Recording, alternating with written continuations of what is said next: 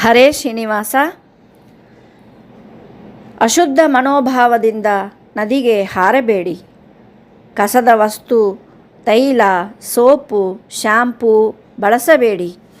ಸಂಕಲ್ಪವಿಲ್ಲದೆ ಸ್ನಾನ ಮಾಡಿದರೆ ಪುಣ್ಯ ಕಡಿಮೆಯಾಗುತ್ತದೆ. ನೀವು ಈ ನಿಯಮಗಳನ್ನು ಪಾಲಿಸುತ್ತೀರಾ? ಕಮೆಂಟ್ ಮಾಡಿ. ನದಿ ಸ್ನಾನದ ಮಹಿಮೆ ತಿಳಿದುಕೊಂಡರೆ ಲೈಕ್ ಮಾಡಿ. ನೀವು ಯಾವ ಪವಿತ್ರ ನದಿಗಳಲ್ಲಿ ಸ್ನಾನ ಮಾಡುತ್ತೀರಿ ಕಮೆಂಟ್ ಮಾಡಿ. ಹೆಚ್ಚಿನ ಧಾರ್ಮಿಕ ಜ್ಞಾನಕ್ಕಾಗಿ ಚಾನಲ್ ಸಬ್ಸ್ಕ್ರೈಬ್ ಮಾಡಿ. ಹರೇ ಶ್ರೀನಿವಾಸ. ಅಶುದ್ಧ ಮನೋಭಾವದಿಂದ ನದಿಗೆ ಹಾರಬೇಡಿ.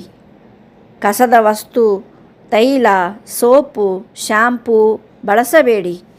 ಸಂಕಲ್ಪವಿಲ್ಲದೆ ಸ್ನಾನ ಮಾಡಿದರೆ ಪುಣ್ಯ ಕಡಿಮೆಯಾಗುತ್ತದೆ.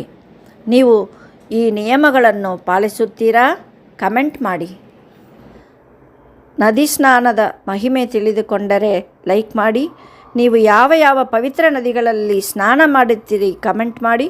ಹೆಚ್ಚಿನ ಧಾರ್ಮಿಕ ಜ್ಞಾನಕ್ಕಾಗಿ ಚಾನಲ್ ಸಬ್ಸ್ಕ್ರೈಬ್ ಮಾಡಿ.